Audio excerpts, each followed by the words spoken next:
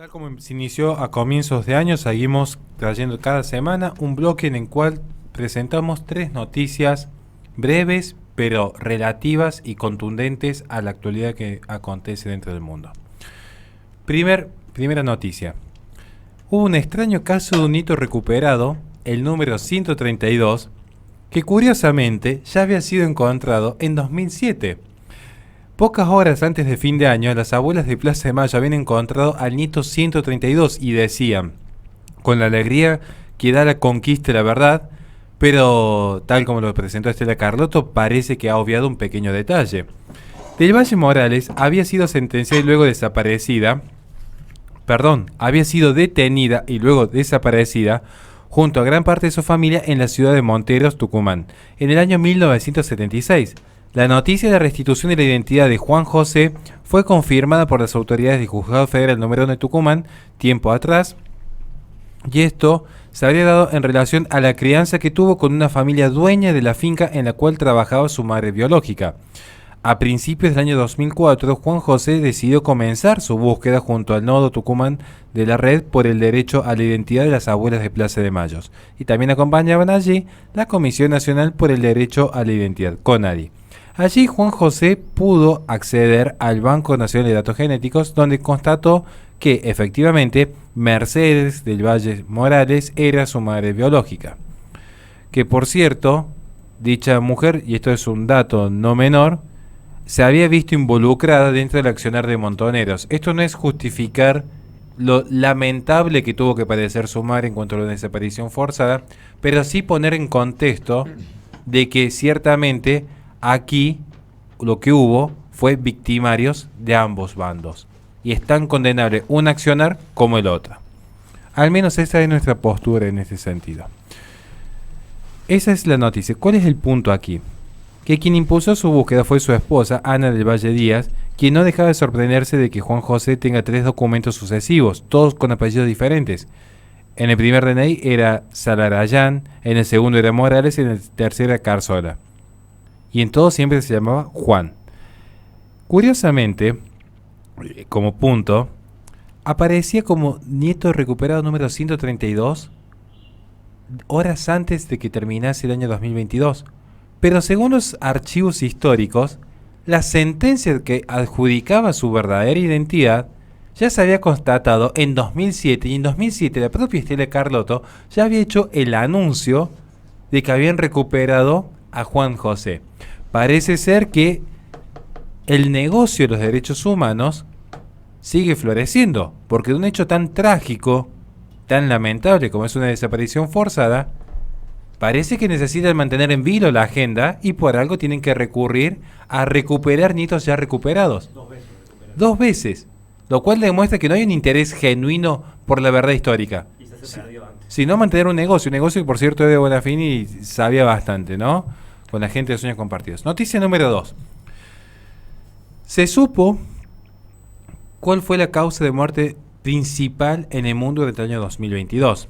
Para esto hemos tomado datos de World to Matter, que es una institución independiente que recopila datos tanto del gobierno como de organizaciones oficiales, y a partir de estos datos va produciendo informes, estimaciones y proyecciones. La institución basó sus cifras en base a la ficha técnica de la Organización Mundial de la Salud, que estimaba que el número de abortos por año es incluso superior al que la propia institución World to Matter había estimado.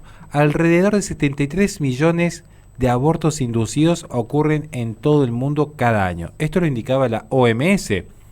Ahora, si tomamos incluso las cifras de la institución estadística previamente mencionada, si se comparan las cifras de los abortos realizados con otras causas de muerte, considérese cáncer, VIH, accidentes de tráfico, incluso suicidios, los abortos superan con creces a todas las demás causas.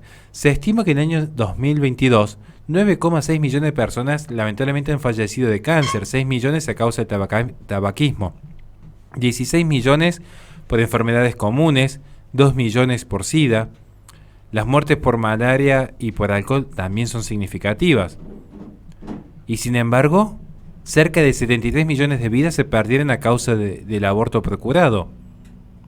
Entonces, si vemos esto en relación a lo que son las 111 millones de fallecimientos por otras causas, estamos en presencia de que superan incluso por el 40% las muertes de todo el año pasado, las muertes por el aborto procurado.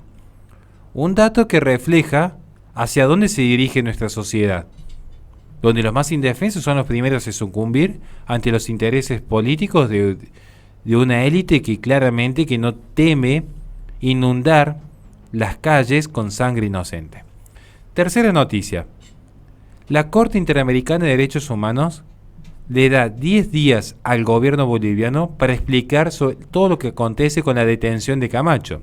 La Comisión Interamericana de Derechos Humanos le ha solicitado recientemente al gobierno de Bolivia información sobre la detención del gobernador de Santa Cruz, un pueblo que está resistiendo ante el régimen, un pueblo que incluso en su momento fue diezmado y encerrado por el propio ejército boliviano, tratando de generar una guerra de resistencia interna, y ante la nula posibilidad de someter al pueblo, el gobierno de Bolivia decidió detener de una manera obscena al representante político de Santa Cruz, al dirigente opositor Luis Fernando Camacho.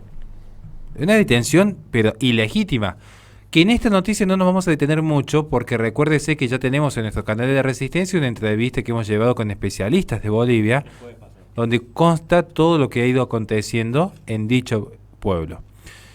La senadora del partido opositor Creemos, me refiero a Senta Rec, ha informado de la misiva de la Corte Interamericana de Derechos Humanos, donde dice: comunicamos que hemos recibido una nota de la CIDH, Corte Interamericana de Derechos Humanos, Comisión Interamericana, perdón, en respuesta a nuestra solicitud de medida cautelar por la liberación y por las garantías del gobernador Luis Fernando Camacho, secuestrado por el gobierno de Luis Arce de manera injustificada y con mucha violencia. Esto lo explicó en Brújula Digital REC, que representa la oposición en Creemos. Esta, gente, ha sido 3 noticias que queremos compartir, y como siempre decimos, son noticias breves pero relevantes para la actualidad que estamos viviendo. Tal como se ve, el poder político no teme en hacerse con la vida, la propiedad y la libertad de cualquiera que se mantenga opositor a sus ideales, incluso sacrificando vida inocente, como se vio en la noticia número 2, porque ciertamente recuerdan a Herodes, donde parece ser que cada vida que nace implica una amenaza para estas élites. Nada más, caballeros, y muchísimas gracias. Le recordamos a la gente que este programa se transmite por twitch.tv/la-resistencia. Posteriormente sube al canal de YouTube de La Resistencia Radio, donde en la descripción de los videos tiene nuestras redes sociales para que se comuniquen con nosotros en caso de que quieran colaborar con este espacio. Vamos a un corte y enseguida volvemos con más Resistencia.